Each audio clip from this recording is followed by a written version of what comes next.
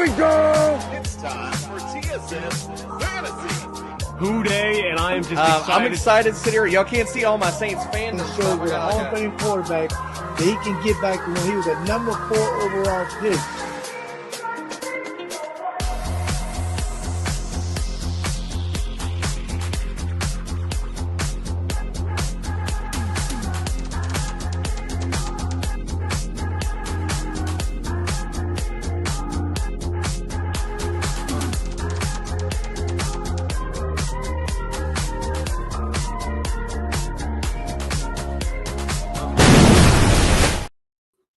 That's right, ladies and gentlemen. It is Commissioner Cooper, and it's time for TSS Fantasy.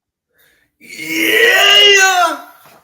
Feels good to be back from LA, and I'll just say this. I thought us Floridians had a good, man, you California people got a lot to offer over there. I had a lot of fun over there, a great time. But I'm more excited about tonight. We got a great rivalry to talk about, and we're back with the summer tour with the Steelers and the Ravens. Let's get the introduction started. Welcome in Mark from the SC Blitz in this corner representing the Steelers. Welcome in, my friend. Thank you very much. Great to be here. Looking forward to it as we were kind of talking off camera a little bit here. Still the best rivalry in all of professional football. And, I'm just so happy the season's here. Looking forward to it. 100%. I mean, we started this, I don't know, about a month ago. And, we're starting to get a little trickle of football now. It's starting the real deal starting. So this is getting even more exciting. Speaking of exciting, what a great season last year for the Ravens. Welcome in, Matt. Welcome in, my brother.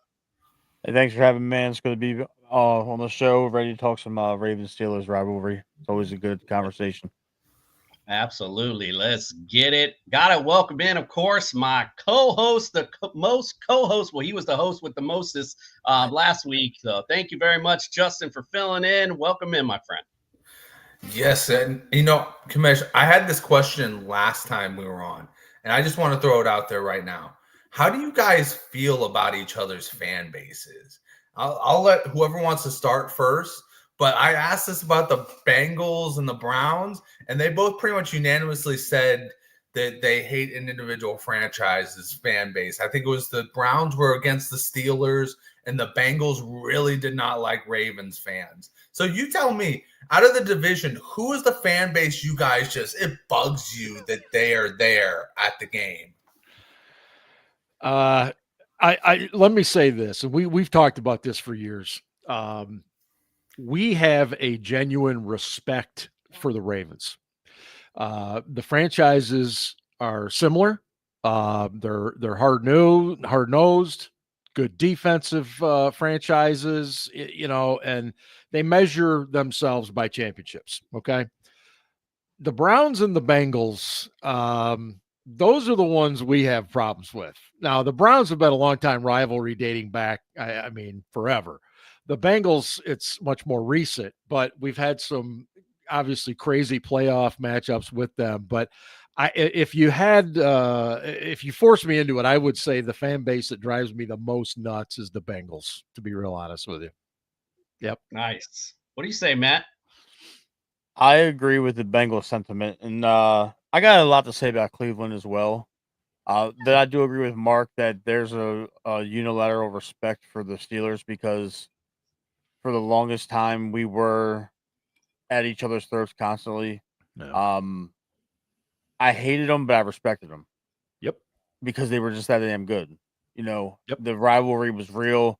Ray Lewis, Ed Reed, Terrell Suggs, Haloti Ngata, they all bought into it on our side. On the other side, Hines Ward, Lamar Woodley, James Harrison, James Ferrier, Troy Polamalu, Aaron Smith. I know just as many Steelers players as I do Ravens players because I didn't like them, but they were a good football team, and our teams were constantly always in the fight with. We were the only two teams in the Tom Brady era that won Super Bowls other than Tom Brady from the AFC. So to me, there's a respect factor. The Bengals fans just have the most audacity out of any fan base Like they bragged about going to the Super Bowl and losing. We don't know what that's like to go to a Super Bowl and lose, at least as a Ravens fan. Like I can't relate to that. I'm not going to brag about coming in second in the Super Bowl. This is ridiculous. And they've lucked into Joe Burrow. They lucked into Jamar Chase because Burrow got hurt.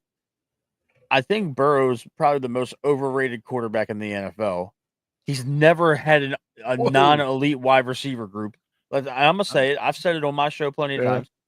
He's never, whether it's been LSU or the NFL, he's had 2 elite wide receivers catching passes for him at any point in time.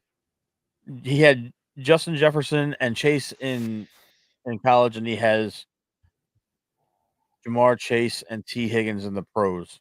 So that's and then for a while he had Tyler Boyd, who was a number 1 wide receiver for at least 10 teams. Mm-hmm. I am always going to resent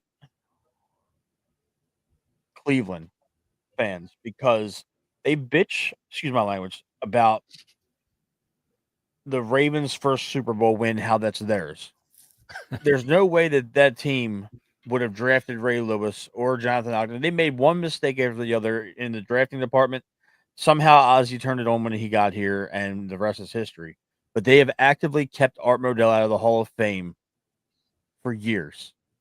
He deserves to be in the Hall of Fame. I will always hold Cleveland Browns writers in the Hall of Fame committee responsible for the fact that he never got inducted while he was alive. He's responsible for so much in professional football that I despise them because now, even more so than just that, now the NFL is acknowledging championships from the pre-Super Bowl era. Now all of a sudden they got a bunch of them. You played in a league with 8 teams. Like, come on. Like, it's so ridiculous that we're NFL champions in 1951. Who cares? That was 80 years ago. It was 80 years ago. I think Justin opened up a scab for Matt on this. First question. Goodness, boy. That's what this is all about. This is rivalries. Look, that's what this show is all about. Pittsburgh has punched us in the mouth repeatedly. And we've punched them in the mouth. It's a heavyweight fight when especially in the early to mid 2000s and somewhat into the 2010s. That was a heavyweight boxing match every time. Mm-hmm. No matter what the records were, no matter who was playoff bound and who wasn't, you were getting a knockdown, drag out fight every single time. I don't remember the last time the Cincinnati Bengals beat us without Lamar Jackson. Even with being a fan of America's team, the Miami Dolphins, that I even look very much forward to watching the Steelers. And every time I saw that on the schedule, like, let's go. Some hard-hitting, nasty football. Got to love it. I'm glad you guys are both here. We're going to pay the bills real quick before we get things started. If you're looking to get on some daily fantasy, look no further than the Fast Draft app. Use our promo code TSS. We'll double that deposit up to $50. So make sure you go check them out.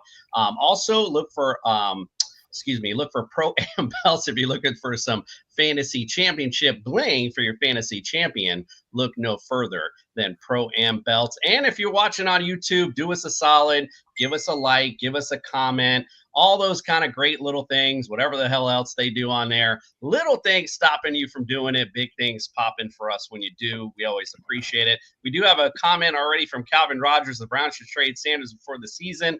Bro, that was last week. That was Monday. We on Friday. We on Steelers, Ravens tonight. So let's get things started. We had a lot of things happen during the off season. So let's kick back, relax, kick the summer rewind.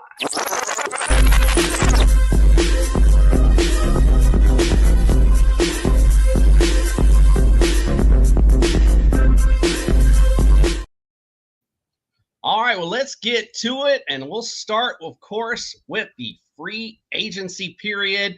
Matt, we'll start with you first, just only because I have the Ravens pulled up first on my little sheet here.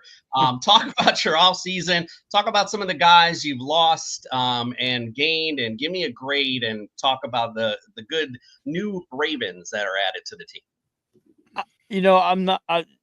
I try not to be too biased when I talk about DaCosta and what he's done because he's one of the best general managers in the game. We lost Patrick McCary. He was our starting left guard last year. He got a $37 million contract from the Jaguars over 3 years. We lost Brandon Stevens to the New York Jets. So those are two guys that contributed a lot to the team the last couple of years. We retained Patrick Ricard. We retained Tylan Wallace, who's a big contributor on special teams and in the offense when given the chance. We brought back Ben Cleveland. I thought he was going to be a goner after the DUI incident, but he ended up staying. We actually re-signed Ronnie Stanley to a 3-year, $60 million contract. At this point, I believe the salary cap is made up because I don't know how these teams do this. I liked the backup quarterback acquisition of Cooper Rush because I think he might be the best backup quarterback we've ever had in franchise history. Just based solely on the fact that in a pinch, he would probably step in and there wouldn't be a dramatic fall off as such going from Lamar Jackson to Josh Johnson like that we had last year. I like Josh Johnson, but there's really no comparison. We gave him a lot of money for being a backup quarterback. Chidobe Awuzie, I think he was a Pro Bowler in Dallas, and then he had some injury issues. But he's depth at cornerback. With the addition of Jair Alexander, that was totally a Lamar signing. With them being best friends at Louisville, him coming here not even 2 days after the Packers released him, that was a nice little addition to the secondary. The secondary should be a tight competition because some of these young guys we drafted the last couple of years are going to be really fighting for a roster spot. DeAndre Hopkins seems to be the most popular signing after Jair. He's essentially replacing Nelson Aguilar, who we lost. And I was a Nelson Aguilar guy. I thought that he made some key catches for us over the last couple of years. And never really minded the wide receiver 3 role. So I thought that was always cool. It's going to be interesting to see DeAndre Hopkins because in the list of pass catchers we got on this football team, he's like number 6 or 7 in the pecking order. He's wide receiver 3, but you got 2 really good tight ends that can catch the ball, plus Justice Hill out of the backfield. So you're really going to be competing for touches. And we have this young guy, Tez Walker at wide receiver, a second-year guy out of North Carolina that's going to be expected to make a leap. So DeAndre might have to get used to having, instead of having 110 targets, he might have 50. So that's going to be interesting to see. But I like the addition. This seems to be a trend where DaCosta finds a veteran that gets cut to add to the mix every single year. He did it in 2023 with Odell Beckham Jr. and Jadeveon Clowney and Kyle Van Noy, who's still hanging around and having a monster career resurgence. And then, last year he brought in a couple older guys on the defensive side of the ball. He brought back Michael Pierce, who ended up retiring after that miraculous interception at the end of the year last year. But I liked our offseason. I'm not going to say, we had this A+ offseason. I would give it a B, but that's simply because he was able to add Jair a week before camp. Because if not, it would be like a C+ to me. Just being objective. Mm-hmm. Man, I have to say, Matt really knows his stuff. I'm staring at the sheet, and this time I copy and pasted it where it showed me the actual contracts. I mean, you are nailing it, man. That's good stuff. Yeah, they really did have a good offseason. They also extended Derrick Henry, as you mentioned. If Lamar gets hurt and Cooper Rush has to step in, well, it's going to be kind of easy to run that offense. You give it to the big boy in the back. So great job by the Ravens this offseason, that's for sure. I would have given him an A, Matt, but that's just me. All right, Mark. I get it. Yeah, I get it, though. I get it. But I'm trying to be objective and not, over amplify a lot of our signings because a lot of these guys that we signed is dependent upon their health. And they be healthy for majority of the season. 17's hard. But, I mean, if we can get 12 out of DeAndre and at least 10 out of Jair, I think we're in good shape. Because Jair hasn't played a whole lot the last couple of years. Mm-hmm. And that's a great point. Camps are just opening up. I mean, we've seen Justin Jefferson today with a hamstring injury. We're seeing things popping up already. So that's a great point in regards to injuries and such. Mark, let's talk about that Steelers offseason. Give me a grade on it and talk about some of the guys that you like that got acquired. Yeah, I look at it a lot, in the same way that Matt looks at the Ravens. I try to be objective. I understand, part of the joke that we've had in recent months is that if we would have signed a lot of these guys maybe 5 years ago, we'd have Super Bowl aspirations, because Darius Slay would be younger and Jalen Ramsey would be younger, but it is what it is. So I agree. I think we're in that B range somewhere. And, obviously, you go back, it starts with Aaron Rodgers. That seemed to be the guy they had targeted for a while. There were some flirtations with Matthew Stafford. That didn't really go anywhere. I don't think anybody had any thoughts that it actually would, but they messed with it. And so, I think Tomlin and Rodgers, for whatever reason, they've got this quirky little relationship that we saw kind of on TV a few times during Packers games and then the Jets Steelers game last year. And so it just seemed like it was going to happen. And, with him, it's health.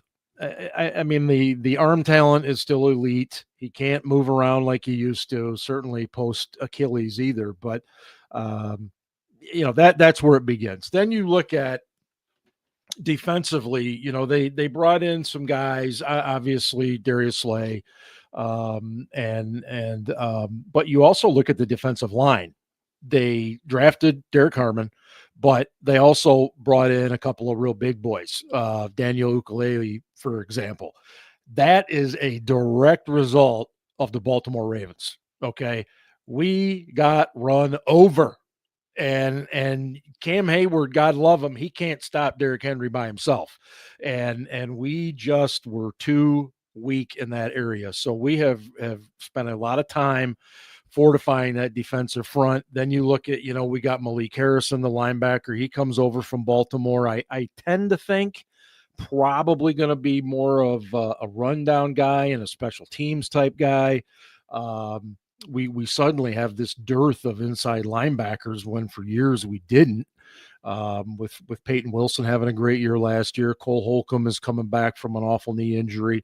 And obviously you look at the trade, you get Ramsey coming in, you get Jonnu Smith coming in. We talked about it on our show last night. We are all real focusing on our offensive line. It's young with the exception of Isaac Seumalo. They didn't, and that was a little surprising to us. We thought they would address it in free agency, maybe bring in a couple of veteran guys to challenge the young guys, and they chose not to. So that's what they're going to do there. Obviously, running backs. I'm a big Kenneth Gainwell fan. Really liked him at Philadelphia. Just the type of guy that, you can spot start him if you need to. Great on third down. He blocks, he catches, he runs. I loved it. And so that's great there. Wide receiver, again, Robert Woods. If we would have gotten Robert Woods 5 years ago, I'd love it. But he's 33 years old. And I think there's still obviously experience there. There's some things in the tank. He's a great blocker. So they'll rely on him probably in those early down situations. I like the B grade. I don't think there's any reason for me to go any further than that. If somebody said, gee, what about a CC plus? I'd say, you know what, you're probably right, considering the ages of some of these guys. So I like where we're at. And I just think fans have to understand that we're kind of in between here. We're trying to be competitive and at the same time rebuild for the future. It's funny with the acquisition of Aaron Rodgers and then the trade for Ramsey and Jonnu. My point of view, not being a Steelers fan, of course, is I felt like, wow, the Steelers are really all in right now, trying to win right now. But to your point, yes, there's still some holes left. Although with the acquisition of Rodgers, DK Metcalf in the house, I mean, there's a lot of fun stuff that's it's gonna be a different Steelers team than I think we've been used to seeing. So it's gonna be really fun to see this matchup in particular, to see how that plays out. So I'm really interested to see good stuff. Let's move on to the draft. Yo, go ahead, Matt. I'm sorry, Commish. I just wanted to ask good. Mark a question. Sure. Just while we're on free agency before we move on to the draft. Mhm. I don't know if it bothers you, Mark, but the amount of Ravens players that have left and signed in Pittsburgh in the last half dozen years, it's disgusting. Well, you And know, it's yeah, like back when our rivalry was at the height, yeah. none of our players ever signed Nah, with nah. each other. I think the only one that might have jumped ship was Cordell Stewart, but that was the lone exception. But now you have 5 defensive players in the last 4 years signed with the Steelers, and it's just like, and then you guys worked out Marcus Williams today, which is crazy. Yeah, and we signed Chuck Clark. Yeah, So you know, I to your point, I think what it is it goes back to what we said in the very beginning. It's these are two franchises that really respect each other, and they like the players that each side gets in many cases, not all cases, obviously, but you look across that field sometimes and you're like, man, that guy just looks like he would fit with us. And you know, I'm not under any auspices here by any means. There's a reason Baltimore got rid of those guys. And you know, I'm trying to think of some of the guys we sent. You mentioned Cordell. I mean, I remember when LJ Fort went over. He was an awesome special teams guy and a backup linebacker for us. And it's just kind of the new NFL. You're I right. don't like it. I don't either. It. Earlier on, that would have never happened. Like you would have never seen Joey Porter Sr. in a Ravens uniform. No, you would have never seen Terrell Suggs in a Pittsburgh Steelers uniform. Nope. Ben Roethlisberger would have signed with any other team but Baltimore. Yeah, you know, like you're exactly right. It's crazy, and honestly, it's guys that signed with you after they left us, where we drafted a key player that's now a Pro Bowler or an All Pro in those exact positions: safety, linebacker, cornerback. So it's just interesting to see. Nah, it's a good question. Yeah, it's a great question, and I totally am with you, Matt. Because man, I mean, Wes Welker goes to the damn Patriots. I mean, goes off. So I'm with you on that. Like, if Dan Marino would have went anywhere in the AFC East, I'd probably quit watching football. So I'm totally with you on that one. Go ahead, Justin. I'm just gonna say this, Commish.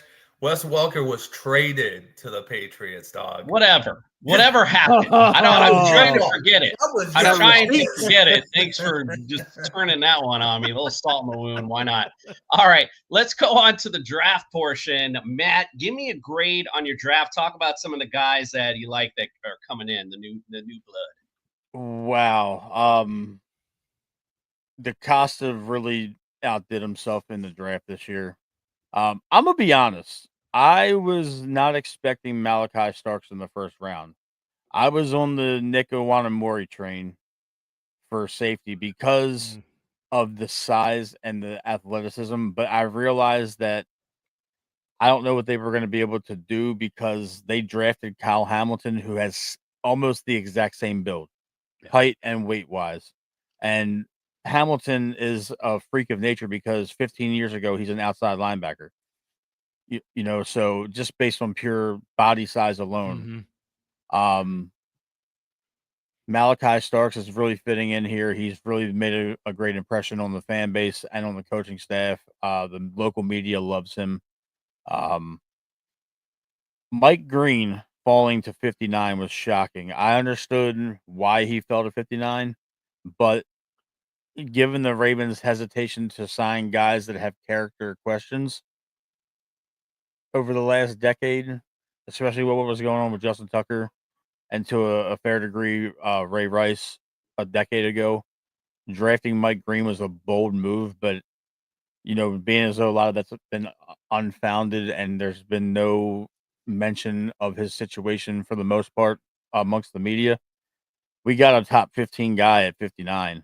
So you can't get mad at that. We drafted Emory Jones, who's one of the best run blockers in the draft. We got him out of LSU in the third round, which I thought was a really good pickup. I'm really interested to see this kid that we drafted out of Virginia Tech is Peebles. He is very undersized for a defensive tackle. He's 6 feet and about 280 pounds. But he's explosive and he's a pass rusher and he provides inside push. Now, if he can do that at the NFL level, he was a 6th-round draft pick.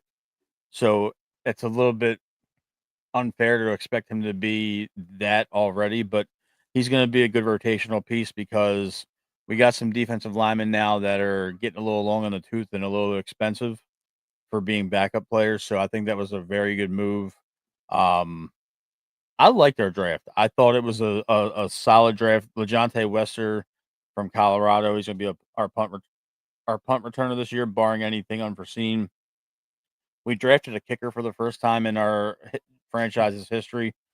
Today in practice, Tyler Loop hit a 63-yard field goal, and they said it could have probably went in from 71.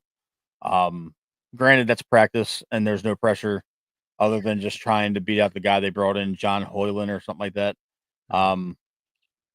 I liked how they structured this draft, and they just addressed some key needs. And it's going to be interesting to see how all of this does play out. I'm excited to see the young guys because adding Malachi Starks to this defense could be potentially game changing in the fact that now you don't need to have you don't have to have the need to go find a veteran free safety that gets cut from somebody else 2 weeks before the season starts. So what's interesting to me for a fantasy perspective is just to let everybody know doing their drafts, there's no more jumping early for a kicker and Justin Tucker. You're going to have to jump early for Tyler Loop, as Matt just indicated. So I'm not co-signing that. I am not co-signing that. But, you know. It's funny because I was going to ask you, so I was looking at it. I was like, man, they lost Justin Tucker. I didn't see them add anyone else, at least on my list anyway. And then I saw the kicker, so I'm like, okay, I guess they're going to ride this rookie into the season. So it's going to be interesting to see how that plays out for sure. The last time we had a rookie kicker, we won the Super Bowl. Okay, they'll mark it down. You sign you up for that for sure. Justin Tucker was a rookie in 2012. That's right. All right, Mark, let's talk about your draft. Give me a grade. Talk about some of the guys you like that were added. I'm not punting, Kamish. I swear to God, I'm not punting. But when people ask me about a draft, I always say, ask me in 3 years, because I just don't know. All right, because you just don't know what these guys. I mean, we're still trying to figure out what in the hell Broderick Jones is going to be at left tackle a couple years down the road from his selection. So, but to our draft, I liked it. I think we addressed some things that we absolutely had to address. There's always a portion of the fan base. They want you to, pick the glamorous names all the time. They want you to, oh, geez, we need a quarterback. You better go up and get a quarterback. Look, Omar Khan he's in his third season now as our general manager. He's a longtime Steelers employee. He was largely a financial guy, a money guy. And so he has really kind of stepped aside, which was much different than Kevin Colbert, our GM before him, who was a football guy. So he's kind of stepped aside and allowed Mike Tomlin and some of these guys to be a little more involved in the process. And we're still starting to figure out if that's working or not. Obviously, Derek Harmon, I think, was a home run pick for us. We had to have help on the defensive line. And he provides it both as a run stuffer and a guy that can push the pocket. So totally great with that selection. We needed it big time. You look at the one guy that's been getting a lot of attention through the first couple of days of camp was our 3rd round pick, actually, Caleb Johnson, because we didn't have a 2nd rounder this year. He is bigger than most people thought. He's actually kind of lean, and he's got this burst that we just aren't used to seeing a big running back have, maybe since the days of Franco Harris. But he just has it. Now, again, I preface, we are still running around in pajamas for the most part, not yet fully padded, but it's good to see. Jack Sawyer was an intriguing pick to me. Love that pick for you guys, man. Look, man, Ohio State, they made a wonderful run to the national title. And he had a couple big plays on the way there. And he is aggressive. He is going to set one hell of an edge against the run. The question is, what kind of pass rusher is he going to be? He's not a TJ Watt. He's not Alex Highsmith on the other side. He is your quintessential bulldozer pass rusher. And he's going to have to work on that. He's going to have to acquire some moves in order to be better at that. So he came in, Wyatt Black, another defensive lineman, real big, long-arm kid from Iowa. Again, adding to what I said at the beginning, the goal is to compete with the Baltimore Ravens. They're the on top of the division right now. We got to stop the run. And so those two D linemen there. Will Howard, look, quarterbacks are always exciting picks, doesn't matter when. And the other thing, too, we have a lot of Steelers fans who are also Ohio State Buckeye fans. We're very, very close, obviously, bordering Ohio and everything else. And I think sometimes people get caught up and he was national champion. He's going to start for the Steelers eventually. Look, maybe he will. And wouldn't that be wonderful? Another Tom Brady story, right? 6th round guy. We got to pump the brakes a little bit. There's a reason he was a 6th round pick. All right. And he's currently like 4th on the depth chart right now. Mike Tomlin is going to make him earn every single opportunity he gets behind Skylar Thompson and Mason Rudolph and, of course, Aaron Rodgers. So, those guys, our 7th round pick was Dante Kent, super fast, straight line speed, cornerback from Central Michigan. Good kid, team leader, captain. Could be somebody that takes over a punt return, kick return, specialist type thing. And the one guy I omitted was Carson Bruner, the linebacker from Washington. And he's one of those hair on fire kind of guys that he covers well. His problem is his lack of size. He is going to struggle to come downhill and meet running backs. But overall, we addressed the needs we needed. And like I said, ask me in 2 to 3 years, and then I'll know. It's okay to pump, Mark, because I was the guy when Ryan Leaf and Peyton Manning were coming out that if you would have asked me, my young self, I would have told you Peyton Manning's not even going to make it in the NFL. He's too skinny. Ryan Leaf's a prototypical quarterback. Yeah. He's going to do great things. So what the hell do I know? This is why we do a fantasy show, because we don't know what the hell. Anyway, hey, you weren't the only one to think that. There were plenty of people that thought that.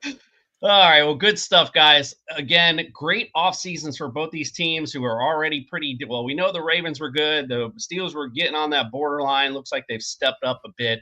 But speaking of the Steelers, our injury experts stepped in to give us a few percent to the benches for some of these Steelers players. So let's check it out real quick.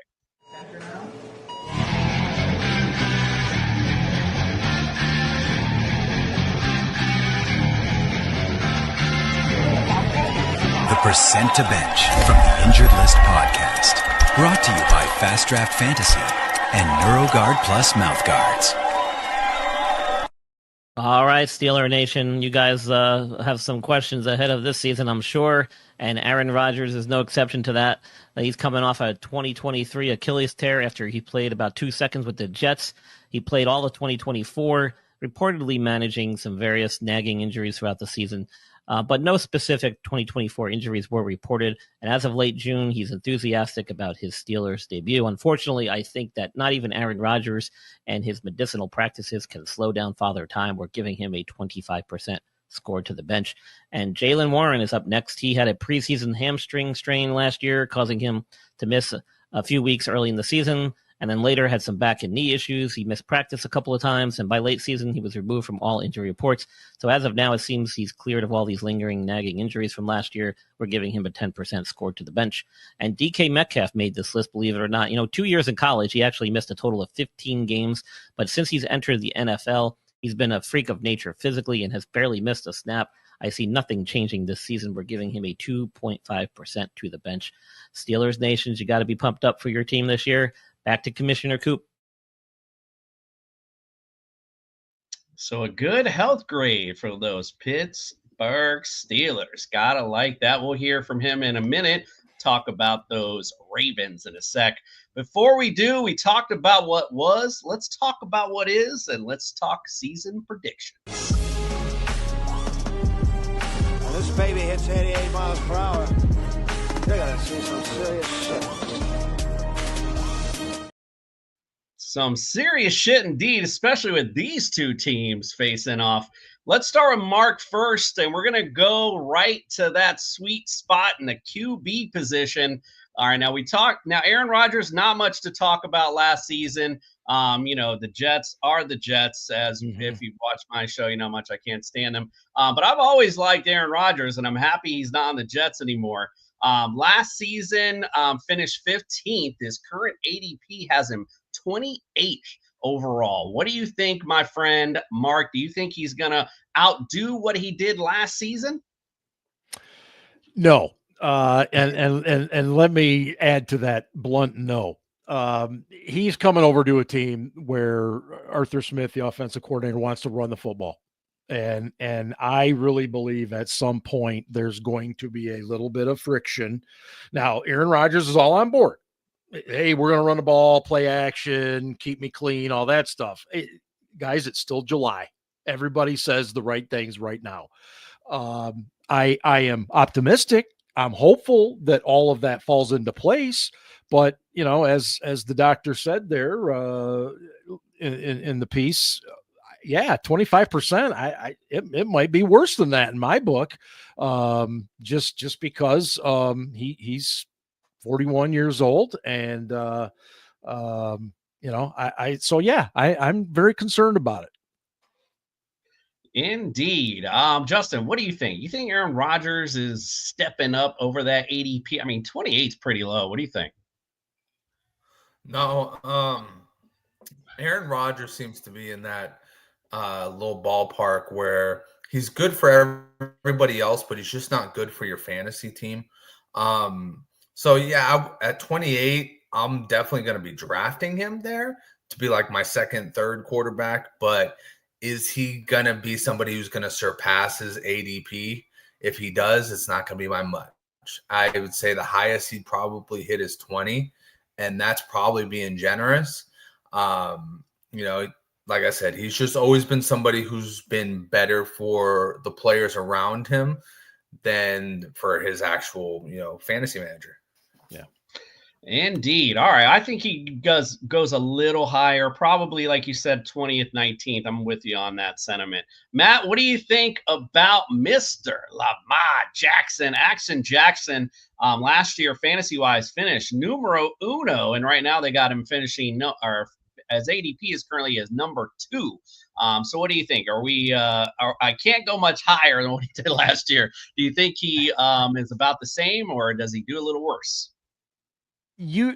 I say this with the utmost respect for Lamar Jackson, but to replicate what he did last year, and I'm gonna throw a couple stats out there. He threw for over 4,000 yards, ran for another 700 plus yards. His TD to interception ratio was 10-1. He had 120 passer rating. I don't know how much farther north you can get of that just for overall production's sake. So I'm going to say it's going to be a drop off because now everybody in the NFL has a read on a Lamar Jackson offense with Derrick Henry in the backfield. So there's going to be some drop off somewhere. I'm not saying it's going to be an uptick in interceptions, because if you really want to be technical about it, out of those 4 interceptions, 3 of them were tipped balls off of wide receivers' hands. So if those guys make 3 catches last year, Lamar Jackson throws 1 interception all season long. That was really just a bad throw on his side. So that's being objective. I don't think he's going to have the type of season he had last year. I believe it's going to be very good. Borderline, probably going to be in the MVP conversation once again. He should have 3. Josh Allen's a touchdown merchant for 1-yard carries. I'm not going to get on my soapbox about him because I don't like him either. But yeah. I don't think he's going to have the season that he had last year because that's an anomaly. Nobody knew what to expect with Derrick Henry and Lamar Jackson sharing a backfield last year. And honestly quite scary when you have to respect Lamar's legs as an RPO quarterback, and then you have arguably the greatest running back of this generation running where in Tennessee, in his last year in Tennessee, it was negative average for yards before Derrick Henry was touched. He was averaging being touched a half yard in the backfield. And then with the Ravens last year, he averaged 4 yards a carry before being touched by a defender. Yeah, I can testify to that. Right. So Yeah. and Derrick Henry's a little bit more old school. He lines up a little bit deeper in the backfield. Mhm. I think he's about a solid 9 to 10 yards deep, as opposed to the traditional 7 or 8 when they were going from under center. That's a very scary situation right there. So Lamar benefited even more from the fact that they weren't putting 8 and 9 in the box for him. Alone. They had to worry about Henry, and he's just throwing the ball over the top. Yeah. And you saw what happened for the most part in the regular season last year. But I don't think Lamar's going to replicate that. To have almost 5,000 total yards and have a 10-to-1 interception ratio and set the record in the NFL for QBR, it's insane. To expect that again is insane of any fantasy football or otherwise to expect. Might as well name this offense Pick Your Poison for sure. Justin, what do you think of Lamar? You think he's replicating, or is he coming down a tad this season? I think he has the ability to replicate a lot of the stats that he had last year. I think he can easily go over 4,000 yards again, 40 touchdowns with a more advanced offense. Zay Flowers maturing. Rashad Bateman in that deep ball was very, very nice at the end of the season. Even if they were running up the score on some teams like the New York Jets, it was a really nice thing to see that developing. And then you got to look at right now, you were talking about Malachi Starks earlier. I remember reading an article or a report from Malachi Starks saying that the one person that's the most untouchable right now, you cannot catch up with him, you cannot guard him, Isaiah Likely, baby. Isaiah Likely is the most unguarded or unguardable player at training camp right now. Come on, dude. This guy is just getting started. You also have Mark Andrews. Like you said, there's just too much there. There's too much there for me to think that he's going to have a huge down season. Now, I'm with Matt. 4 interceptions, that's very unlikely. I don't think that happens again, but I think with more opportunities through the air will come more success, will come more yards. I think the touchdowns could stay in that range, maybe a little bit lower, maybe in the high 30s. And you know what? He's still the run threat. So I think this is one of the years where we see the evolution of his game to being more of a true pocket passer and getting more confidence in that. So I think he could easily go over 4,500 yards. Wow. I like it. Mark, let's kick it back to you, and let's get to that running back. Those running backs. Now we heard the doc talk about Jaylen Warren. He finished 40th last year. Currently, they have him ranked fantasy-wise 33rd. But they got the boy Caleb Johnson. You were just pumping up. They got him ranked 25th overall. What do you think about the prospects? Do you think Caleb Johnson's going to take over this backfield and Jaylen Warren be the third down back, or just be an afterthought? Or what do you think? The thing here is that Mike Tomlin has really made a bit of a transition in his coaching. Early on in his career, he was a big fan of the bell cow, gonna give a guy a ball 20, 25 times a game and live with it. And, with the emergence of Warren, coupled with Najee Harris, they had a nice little combination there, 1-2 punch, if you will. And Tomlin has really kind of bought into that now. And so I think if I'm a fantasy owner, I'm really gonna have to be cautious here, because it could be a situation early in the year. Jaylen Warren's probably your starter, while Caleb Johnson gets, all the protections and everything else down. And he's admitted he's got work to do on pass protection and things. So, but then again, if you get in goal-to-goal situations, do you stay with Warren or do you go with Caleb Johnson? So if I'm one of those fantasy owners, I'm cautious.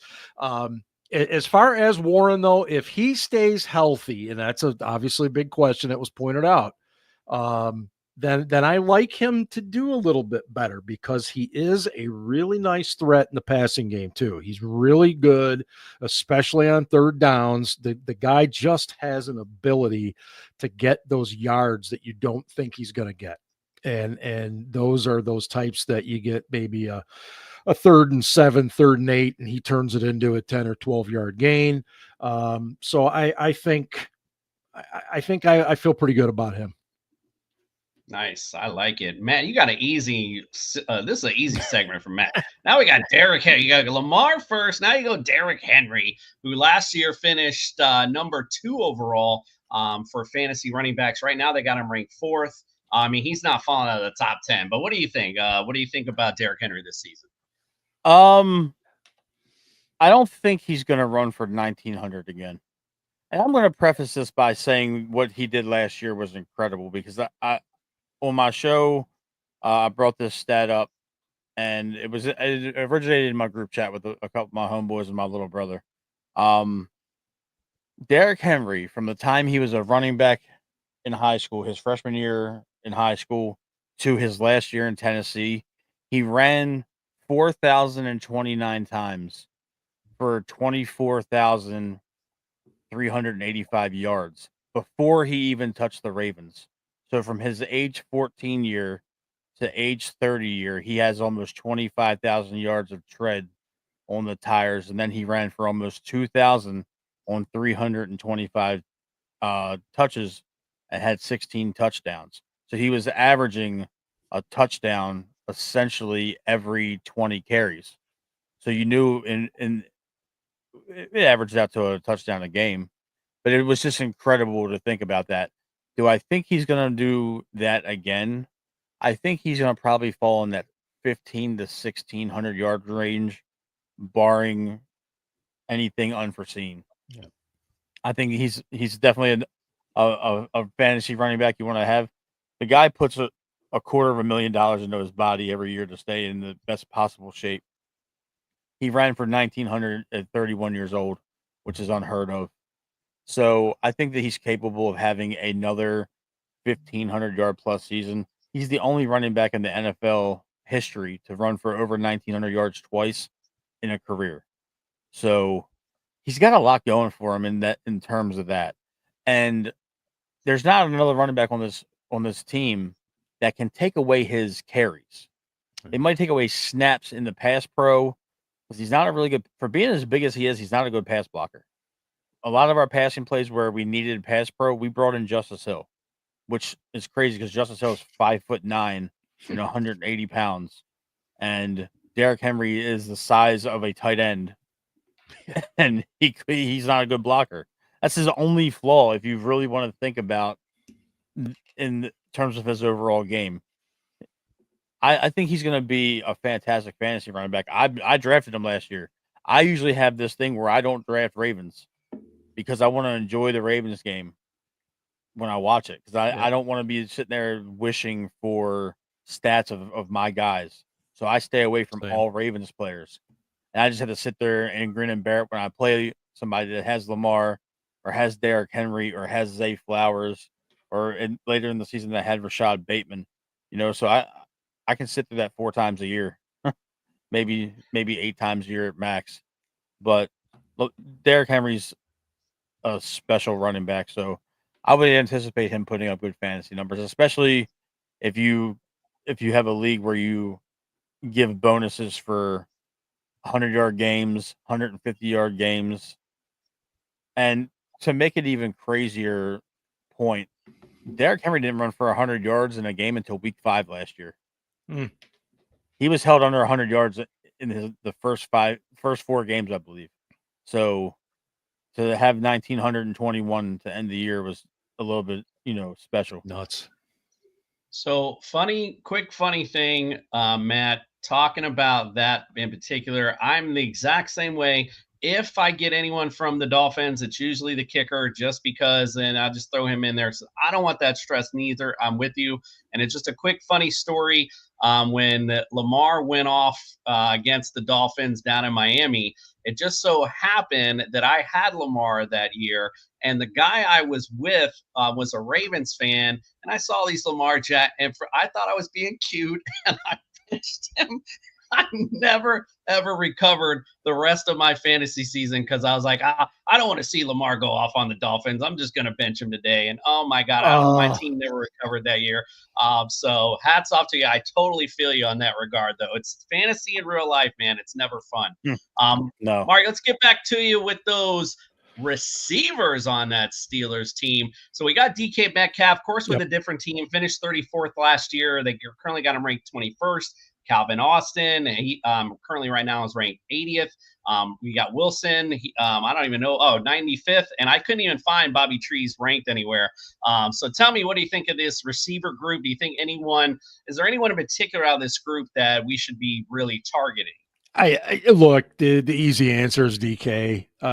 He's already kind of developing a pretty good relationship with Aaron. Tomlin's even got him sweet mates at St. Vincent College there for training camp, and he's going to be the guy that'll get the most targets and everything else. But I cannot stress enough, if I'm a fantasy person and I'm looking at, I want somebody that's going to generate some points for me at wide receiver, we're going to run the ball a lot.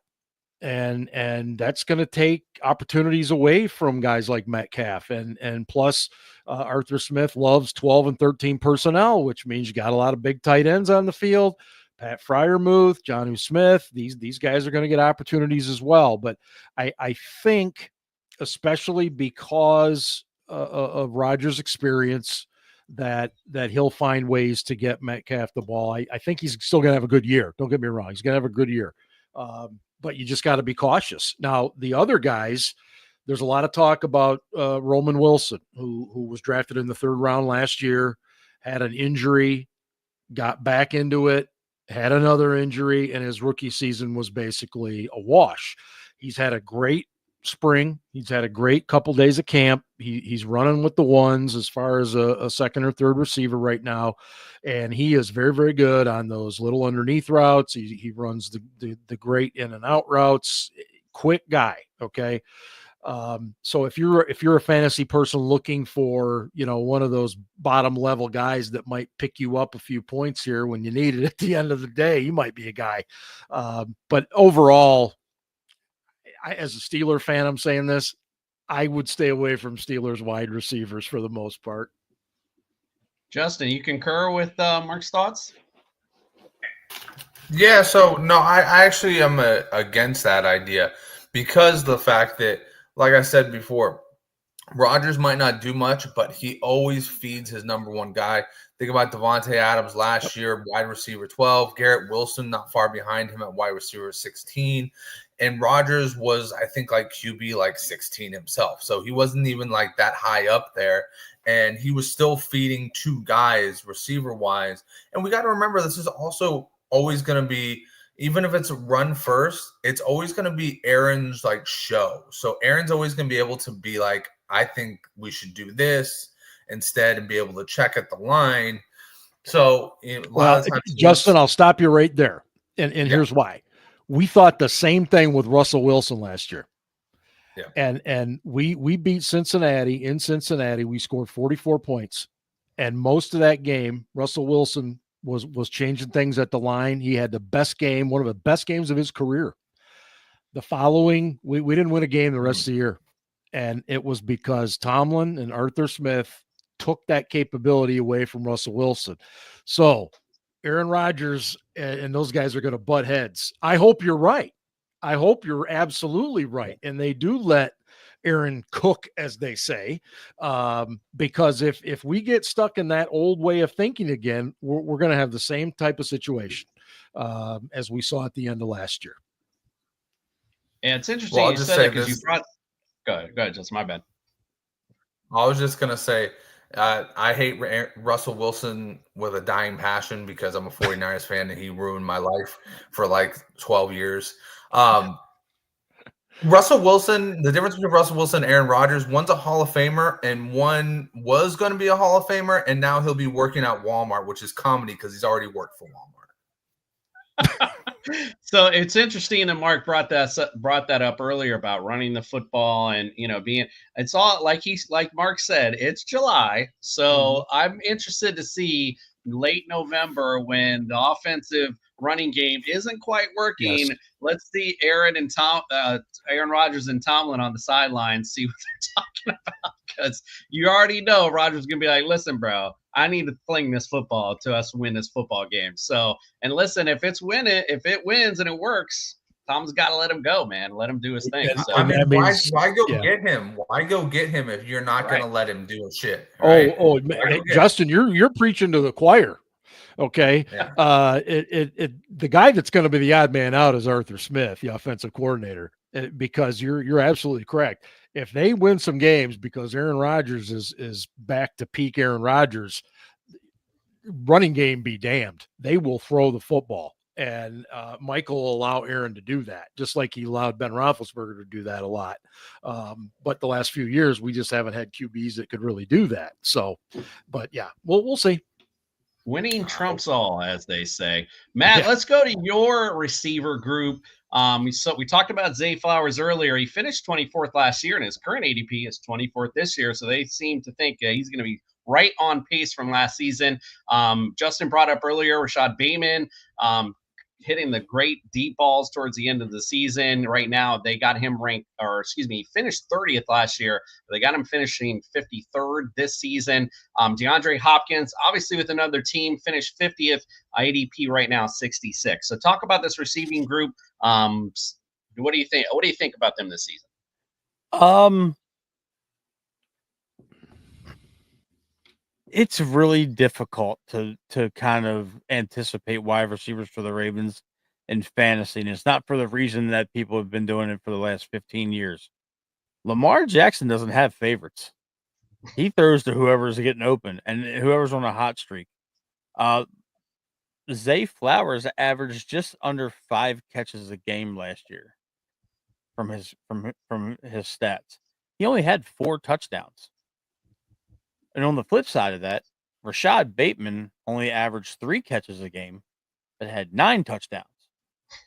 So that's telling you that Lamar's looking for Rashad Bateman deep, and a lot of his stats, he had over 700 receiving yards on 46 catches. The guy is having huge games where he has 3 catches, 120, and a touchdown. But they're coming in bunches. It's not every week. But he's that deep threat now, so teams respect him. Zay Flowers is one of those shifty, undersized guys that the Ravens have been notoriously drafting during the Ozzie and Eric DeCosta era. I don't trust that Lamar is going to feed the wide receivers the most, because just based on Aguilar, Tylan Wallace, Bateman, and Zay Flowers last year, Lamar Jackson threw less than 50% of his touchdowns to those guys. So that's a huge disparity, because you know who he's looking at. And I know that's the next position group we're going to talk about, but those guys pick up the chunks, and then he goes to the big boys to score the touchdowns. So yeah, Zay might be flashy, and he had over 1,000 yards last year. But all these guys are in an offense where it's a run heavy, predicated on Derrick Henry offense. And then you got Justice Hill that can catch out of the backfield. You got Keaton Mitchell, who's fully recovered from his ACL and MCL tear. He's a threat out of the backfield. And then you got the tight ends that just eat up volume in the red zone. So you've really got to rely on Zay to get loose, because he's not as fast straightaway as he is shifty and dodgy in the open field, and it's the opposite for Rashad Bateman. His straightaway speed is world class. He's a good route runner, but he's not gonna zigzag like Zay does, and he's not gonna try to be shifty and make something out of nothing at the line of scrimmage nearly as much. So that plays positively and negatively when it comes to the Ravens wide receivers as a collective. I generally stay away from Ravens wide receivers in fantasy as per my rule, but even with that, I watch these guys every week. I cover them every week Shameless plug with Daniel Wilcox, who was the Ravens tight end for 5 years. He's, we see it all the time. Lamar's going to throw it who's open. He doesn't care who it is. He wants to move the ball down the field, and he's going to do it by hook or by crook. So there's no favorite. It's not like he's just throwing the Andrews anymore like he was 5 years ago. Yeah, it's going to be interesting because you're talking about Rashad Bateman and his touchdowns. I think that's why the big difference in the rankings this year, they seem to think that there's going to be a little bit of touchdown regression for him. But we're going to get to the big boys in a second. But Justin, let's go to you real quick. What do you think of this receiving corps? Yeah, man, I think there's potential there, but I'm not really buying high on these guys. I like to take Rashad Bateman late in drafts because of the fact that he does have that huge upside, and he is, going back to his Minnesota Golden Gopher years, a tremendous route runner. And I still to this day talk about how I loved watching the video of him absolutely beating Marlon Humphrey on a route on the outside in training camp his first year. And I was just like, that guy's got something. It's good to see him healthy, and it's good to see him getting a second contract. I think this is actually his third contract, if I'm correct. Yes, we just gave him a lot of money to be a number 2 wide receiver. Exactly. And you don't do that for somebody unless you see a strong investment in them. They didn't wait for him to get to his second contract. They did it prematurely, and then his third contract, they just upped him just because they think that there's a lot with this guy. Zay Flowers, I think he could be a lot better off if they put him in the slot. And then, Tez Walker, Matt's already mentioned him. That's somebody to look out for because that's a dominant wide receiver who could, if he finds his way into the rotation, make it to where he doesn't find his way out of the rotation. Let's get to the big boys and almost copying a little the Ravens when we're talking about the Steelers, because now they got 2 big boys in the mix with Jonnu Smith coming from America's team, the Miami Dolphins, and of course Pat Freiermuth still in the house. What do you think, Mark, about this season? Jonnu Smith finished 4th last season, had an all-out year. Obviously, with injuries and stuff down in Miami, that worked out for him. Currently, right now, they got him ranked 13th. Freiermuth, not too shabby himself, was number 9 in tight ends last season. Right now, 21st. So, what do you think? Does someone emerge, or is this going to kind of be like the running back situation? Yeah, I would think you'll see Freiermuth maybe come up just a little and Smith come down just a little. And that doesn't necessarily mean that Jonnu's going to have a bad year. I just think when you look at the receiving talent he had around him and the running talent he had in the Miami offense, they had a lot of options, and he's not going to sneak up on anybody this year. Some would argue maybe he did last year. I don't know, but I have a hard time seeing him replicate those kind of numbers. That said, I still think it's an Arthur Smith offense. He loves tight ends, especially Jonnu Smith, who he's had before. I still think he's going to have a solid year. So he might drop a little bit, but I don't see it a ton. And then, Freiermuth is just like Mr. Reliable. He's going to catch the ball. He can get you a first down. He's not going to make anybody miss. He's not going to get a bunch of yak, any of that kind of thing. And I tend to believe we've expected more out of him when it's come to scoring touchdowns. So maybe that comes up a little bit this year now that you've got DK Metcalf, Jonnu Smith, some of these little water bug type guys running around too. But and then the other guy, Darnell Washington, Darnell Washington to me is a first down machine if we ever used him correctly, because he's 6'8", 280. You have him run 10 yards, turn around, he's going to box out the entire defense. But we rarely use him like that. So really, your guys there are just Metcalf and Muth. You know what? I'm excited to see what goes on with these 2 tight ends. See what Jonnu does with Aaron. What do you think, Justin? I mean, I wouldn't put too much stock into either one of these guys. I like Freiermuth a little bit better. But, everybody else thinks that Jonnu Smith is just going to have the same season he had last year. I don't see it happening. I mean, even if he was the only guy on this offense, everybody thinks that Arthur Smith was that amazing for Jonnu Smith. Yeah. He got 1 year where he got 8 touchdowns in Tennessee, and then he ended up getting a fat contract from New England. Arthur Smith he helped him, but he was nothing like what Miami was for him. Miami, that slick run and gun offense where they were just trying to get it to the middle field and let you work. That's not what this offense is going to be.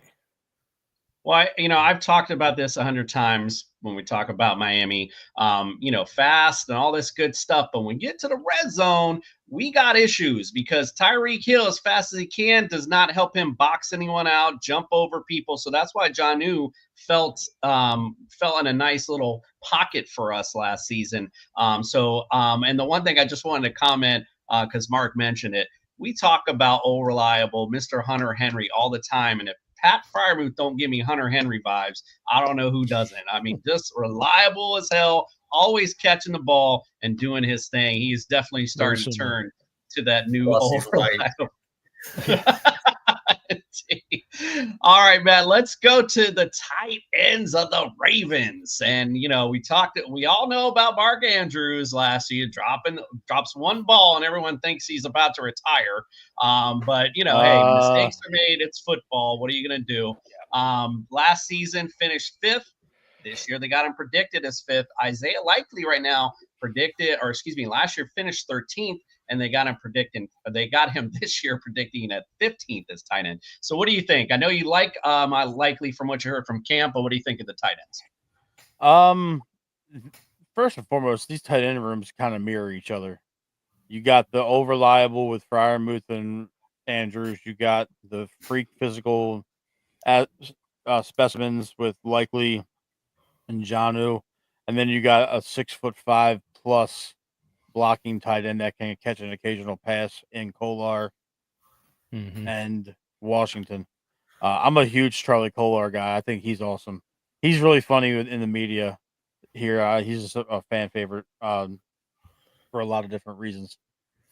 Look, Mark Andrews didn't catch fire until the middle of the season last year. He went 6 weeks without a touchdown catch, and then he had 11 straight games to end the year where he had a touchdown catch in every single game, I believe. He's still a favorite of Lamar. I think teams are going to have to try to figure out how to defend him and Likely. I think Todd Monken spent the all season, as it's shown in camp so far, how to utilize both tight ends on the field, because really our success in terms of passing has come with only one tight end on the field for majority of the year last year and the year before. So they're trying to figure that out. Isaiah Likely can honestly leapfrog Mark Andrews just in terms of depth chart with how he's unguardable.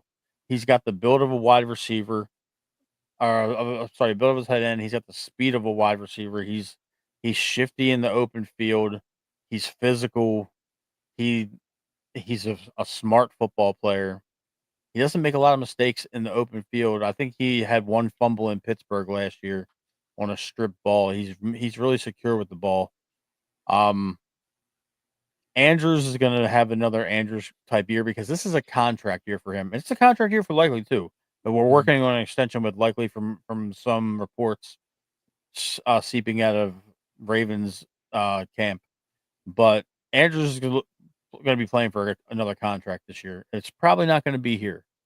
If it is, it's a hometown discount heading into the tail end of your career type of deal, because he's going to be 31 or 30 soon, I believe. I like the prospect of drafting Ravens tight ends more so than wide receivers, because they're touchdown merchants. They're both heavily targeted in the red zone by Lamar Jackson. So 20 yards and in, you have a really good shot if you have Likely or Andrews, to where they're at least going to come down with a touchdown on a weekly basis. What's cool about Likely as far as fantasy is concerned is he is someone that you can kind of wait around a little bit on, because not a lot of people jump up for him. No Mark Andrews. They want to jump up for those big guys. Likely you can wait a little bit and snag him later, and could potentially, as you mentioned, if he jumps Andrews, could be potentially a league winner for you. So that's a great point.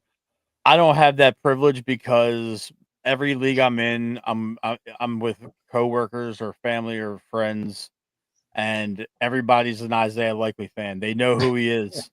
I'm not playing with strangers. So, everybody knows Bateman is a deep threat. So instead of Bateman going in possibly the latter half of the draft, there's been a couple of drafts in the last couple of years where Bateman's gone in like round 9, round 10, just on that alone. Mm-hmm. Yeah, Justin, I still, I've run 2 fantasy leagues myself. I've run a normal PPR league, and then this year I'm starting a Superflex league. So, most Ravens players are gone in the first 5-6 rounds, with the exception of a Keaton Mitchell or a Nelson Aguilar. They go so fast, and it's because of some people like to draft Ravens players because they watch them every weekend. Mm-hmm. I'm not of that ilk. And to be fair, Matt, one of our co-hosts on Sunday morning is in my, one of our bigger leagues. And last season he had Lamar and Derrick Henry and went undefeated. So it wasn't too bad of a strategy, that's for sure. Justin, what do you think of the 2 studly tight ends in Baltimore? Yeah. So, I mean, you know me, if you've been watching TSS Fantasy, I was on Isaiah Likely back before he was in Coastal Carolina. No, I'm just kidding.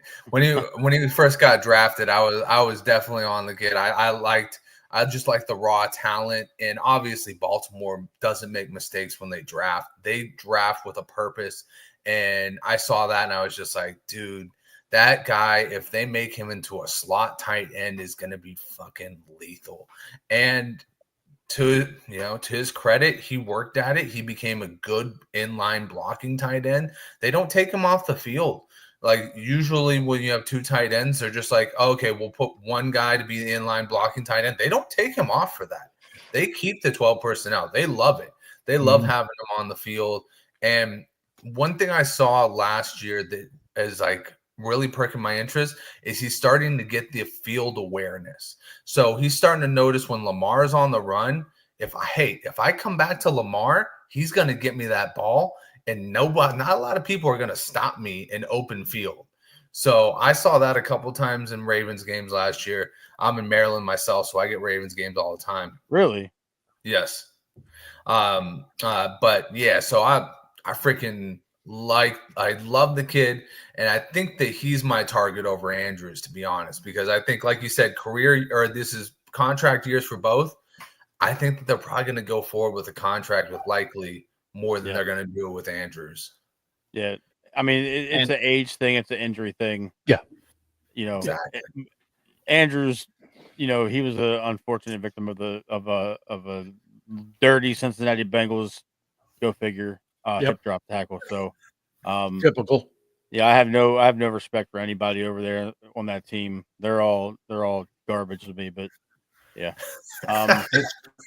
And Matt, you mentioned that. That's funny. You must know how to segue real well, because last season, that's all our injury expert talked about was the lack of calls, and they made this big emphasis on hip drop tackles. And he brought up that Andrews hit when that happened too, and he was just like, that's all this big emphasis, but then you don't call it on the field doesn't make much sense to anyone. So I don't necessarily agree with outlawing the hip drop tackle.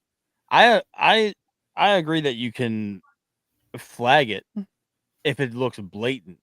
Like the one that Logan Wilson pulled looked blatant because he did it to Lamar in the same game, just didn't hurt him. I played football for 14 years, contact, from age of 8 to age of 21. I played multiple different positions, and sometimes that's the only way you can get a guy down, or that's the only way you can make a tackle. Sometimes you get knocked into the tackle by somebody else trying to make the tackle, and you just happen to fall on that part of the body. It's a violent collision sport, but there's guys like Logan Wilson and those Bengals players that they had no other way of stopping them. So it was just, that's their MO. They've been doing it for years.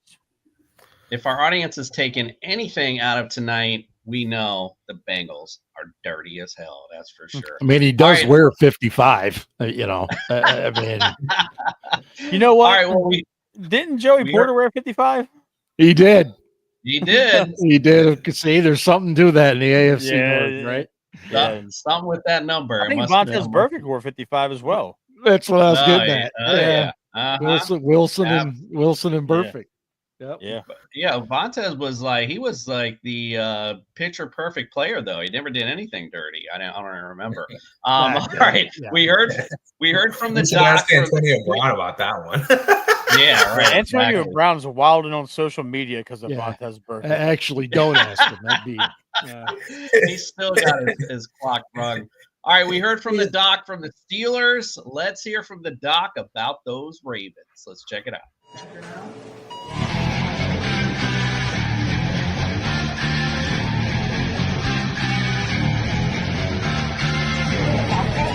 The Percent to Bench from the Injured List podcast. Brought to you by Fast Draft Fantasy and NeuroGuard Plus Mouth Guards. This could be the Baltimore Ravens year, as they have one of the lower percent to benches scores for each three players that we're covering this week compared to most teams I've done so far. Starting off with Lamar Jackson, after missing a total of 10 games between 2021 and 2022 seasons due to ankle and knee injuries, respectively. He's also, before that, been very durable. His athleticism has not suffered despite these injuries, none of which required surgery. We're giving him just a 5% score to the bench. And then Derrick Henry, aside from missing 9 games in 2021 due to season-ending surgery under his fractured foot, Jones fracture. He's been a model of consistency and durability throughout his career, and I see nothing changing this year from an injury standpoint. He, too, is getting a 5% score to the bench. And Zay Flowers, he's recovering from a knee lateral collateral ligament injury, which occurred in week 18 last season. Surgery was avoided, and he's been rehabbing ever since. By all reports, he's fully healthy and good to go, and I see no reason to think otherwise. He gets a 10% score to the bench. The Ravens are looking good heading into this preseason, could vie for a Super Bowl title this year. We'll see how that plays out. Back to you, Commissioner Coop.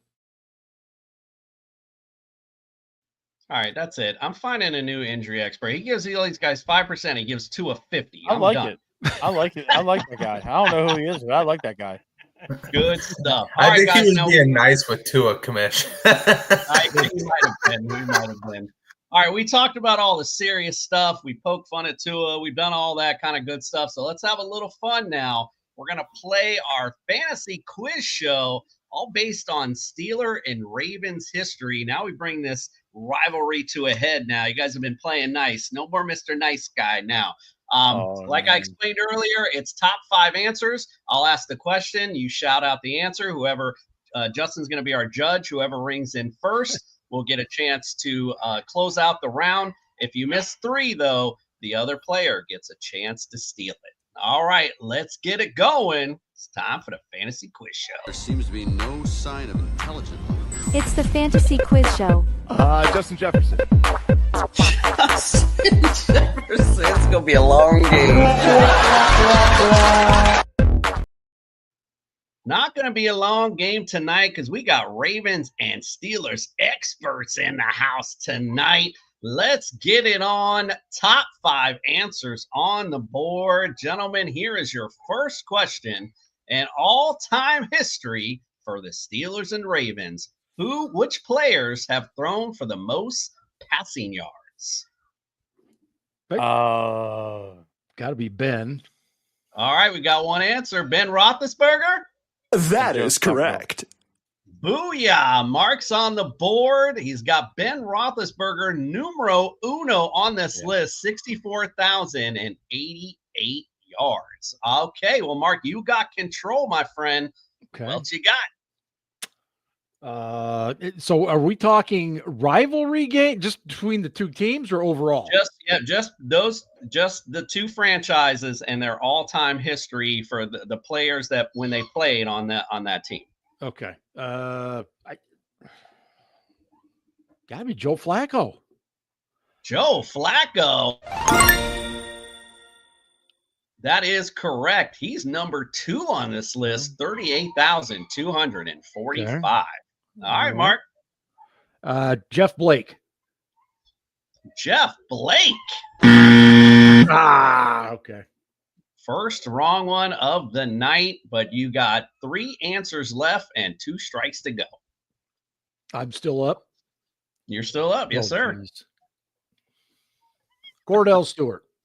Cordell Stewart. Barely making this list at number 5, 13,328. All right, there's 2 names left on the list, and you still got 2 strikes left. Oh, jeez.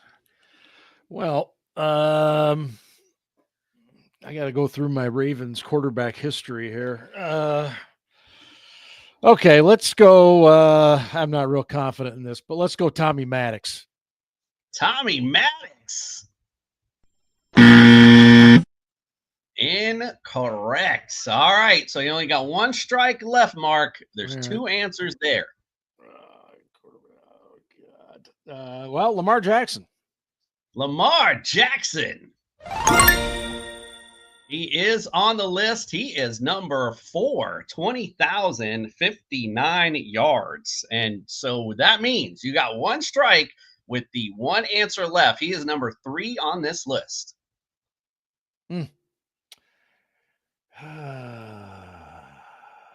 Okay, let's go with is there a time limit? Because I'm probably going to reach it. As long as you're not Googling. No, hands are here. Man, God, this isn't right, but I'll say Trent Dilfer. Trent Dilfer. Hello, you play to win the game. Matt, you got a chance to steal this bad boy. There is 1 answer on here. He didn't leave you a lot of meat here, but can you steal the first round? Steve McNair. Steve McNair. Yep. Cannot play with him. Cannot win with him. Cannot coach with him. Can't do it. Wow. Mark, I'm going to take your Steelers fan card and put it in my pocket.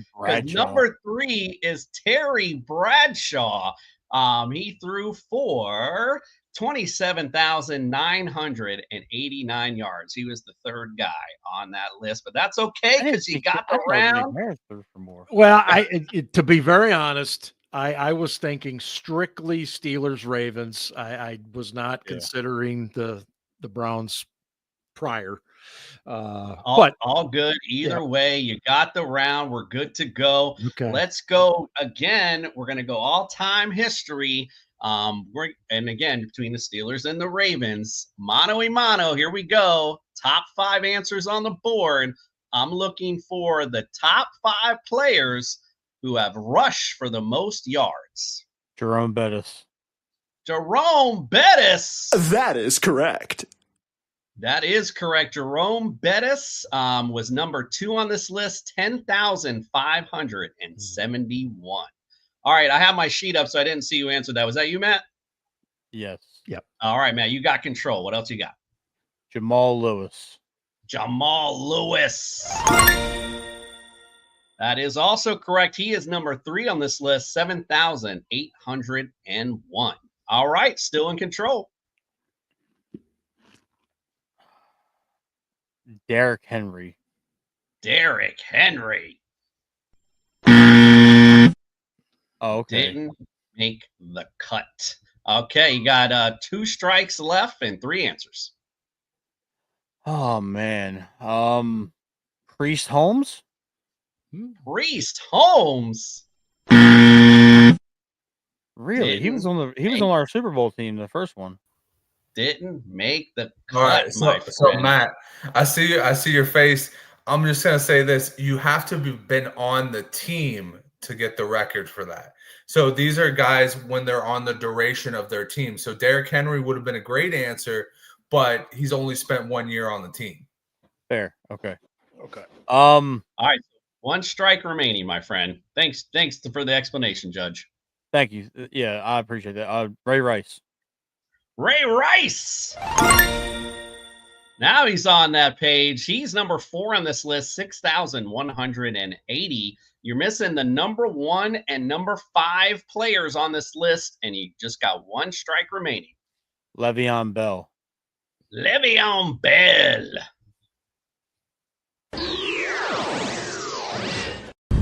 It's really unfair. It's my team. Okay, Mark, you could steal it here. You got 1 and 5 up on this Well, board. if Terry Bradshaw was the one in the last, it's got to be Franco Harris. That was my next. Franco Harris.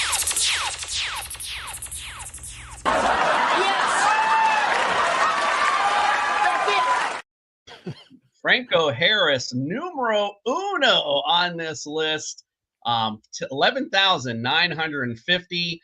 And Matt, you're gonna kick yourself for this one. Number 5 on this list, Lamar Jackson, 6,173. Wow. Well, you know you're nasty. Yeah, I'm just thinking running backs. I wouldn't have got it either.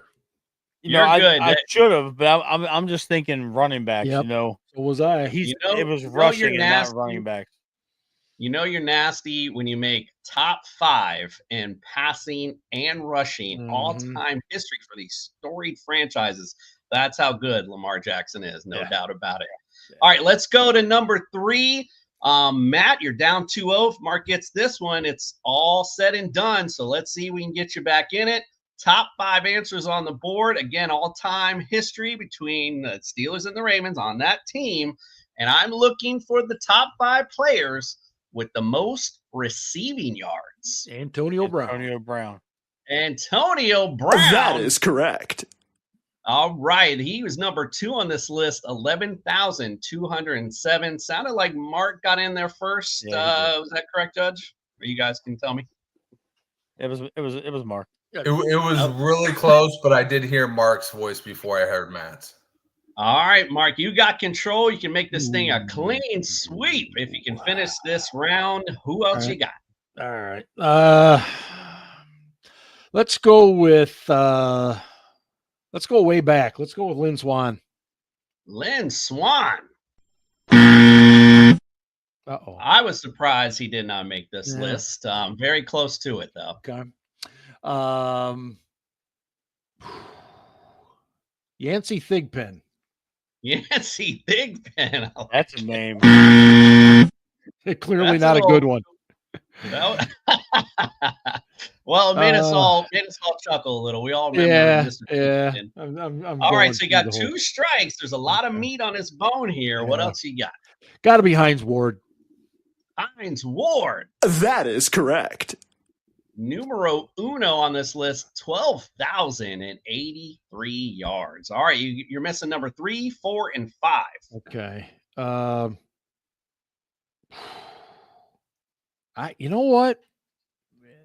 Mark Andrews. Mark Andrews.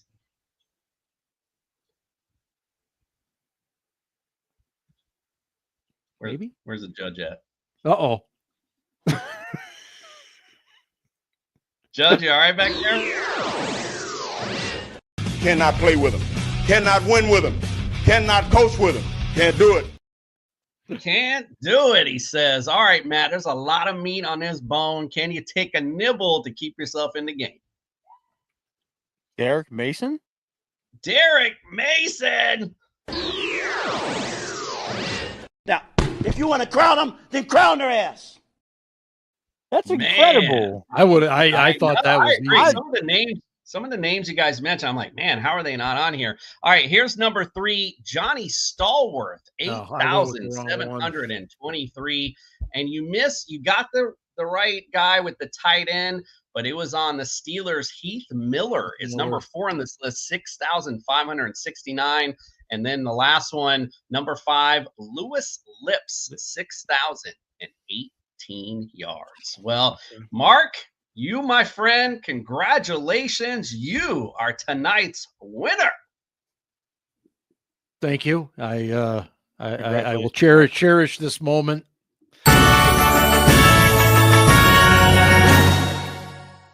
Sorry, Judge a little late on the cues. No worries. Congratulations on that. Matt, my friend, on this show, unfortunately, when you do lose, we do have a little parting gift for you. Boy. So this is for you, my friend. You are tonight's loser. Play clock at 5. Pass is intercepted at the goal line by Malcolm Butler. Dumbass. Thank these. They call me dumbass.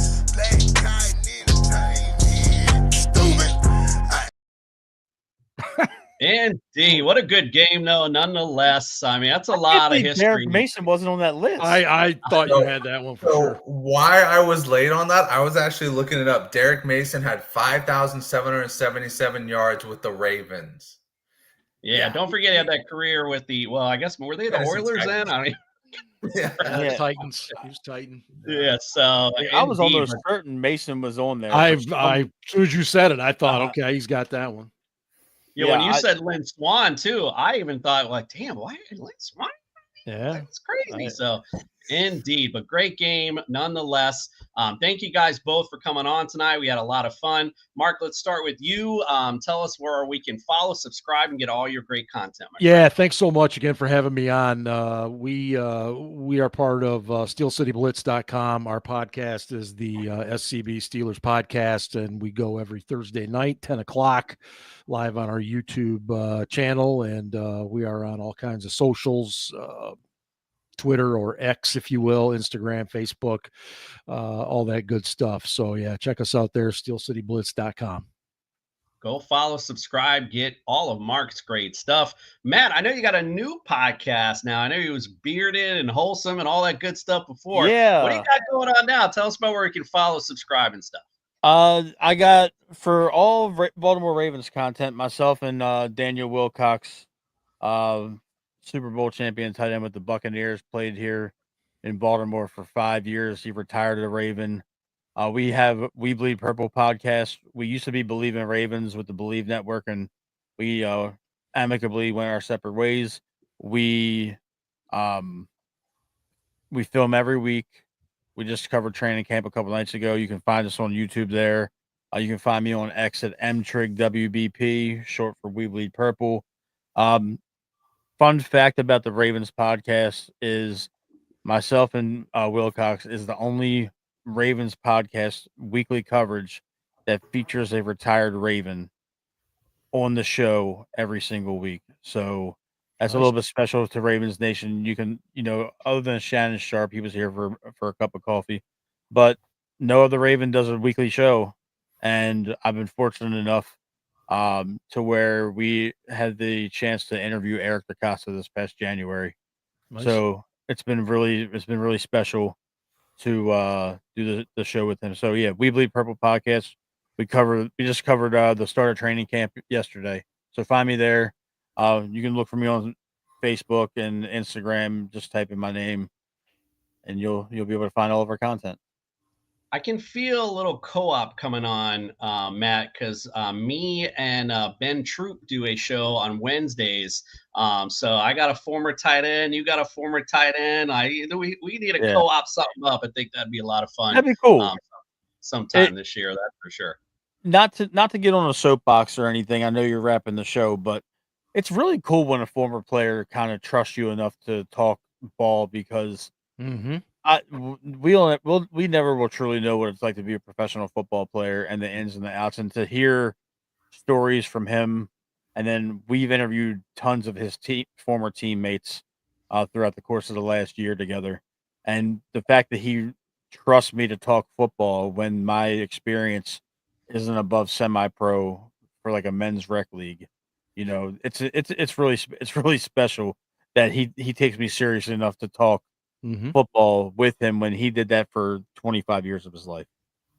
100%. And the one thing I'll say to your point, that it's fun, the relationship that you build with them as well. Like me and Ben, like we're texting all the time, talking all the time, just about regular everyday stuff. So that kind of stuff in itself is just really cool. Yep. But another thing is, I look at the Rolodex that I have in my phone of the people that I've had a chance to interview. I never thought in a million years I'd be talking to Bart Scott or Brian Billick or Jameel McLean or Todd Heap. I interviewed Brandon Jacobs last year during Giants Week, Lorenzo Neal, Jarrett Johnson, Matt Stover. Like, all these guys I went to the games watching because my dad had season tickets. And now I'm like, they just regularly hit me up like during the holidays or like throughout the course of the week. Like, hey, what's up, Matt? What's going on? Can I hop back on the show? Anthony Mitchell loves us, and he was on our 2000 team. His son is a running back for us now.